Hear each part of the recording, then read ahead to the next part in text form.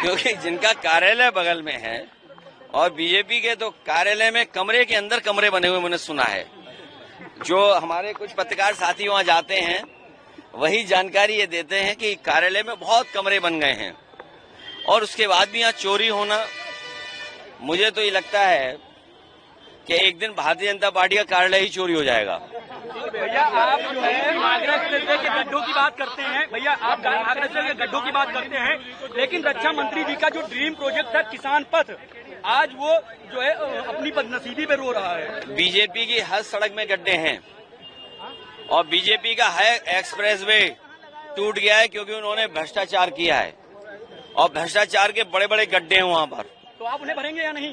Bharatiya Janata party को हम लोग हटाएंगे और जहां तक भारतीय जनता पार्टी हमेशा विचारधारा में उलझाती है, ये भारतीय जनता पार्टी के वो लोग हैं जो कुछ भी अपना सकते हैं, कुछ भी झूठ बोल सकते हैं। अब सोचिए लाल किले पर किसकी तारीफ कर रहे थे, सोचिए आप। लाल किला जो बना हुआ है वो किसने बनवाया है? मुगलों ने बनवाया।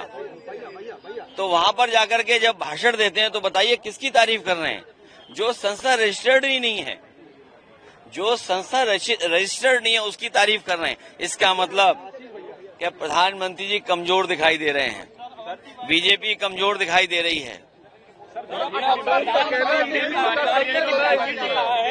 जो प्राइवेट सेक्टर में रोजगार पाएगा उसके लिए सरकार प्रोत्साहन के रूप में 15,000 जानकारी करने पता लग रहा है सेशन ही रोक दिया है पूरा। ये बीजेपी की सरकार जब हटेगी तभी इलाज होगा, तभी अच्छा इलाज मिलेगा। भैया मोदी जी का एक वीडियो वायरल हो रहा है कल का, नहीं, अगर इतिहास के पन्ने पलटेंगे जो जॉब पाएगा 12,000 रुपए दिए जाएंगे प्रोत्साहन के रूप में।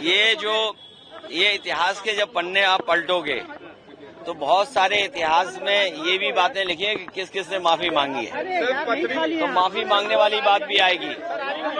वाले जाते हैं और किडनी सब पथरी का इलाज कराने जाते हैं, किडनी निकाल ली जाती है। आप सरकारी अस्पताल में जाओगे, अगर इलाज होना होगा दाएं पैर में तो बाएं पैर में प्लास्टर बांध देंगे और अगर कहोगे बाईं आंख तो कहो दाईं आंख को चेक करने लगेंगे। इसलिए ये सावधान रहिए, भाजपा जब हटेगी तभी अच्छा इलाज मिलेगा।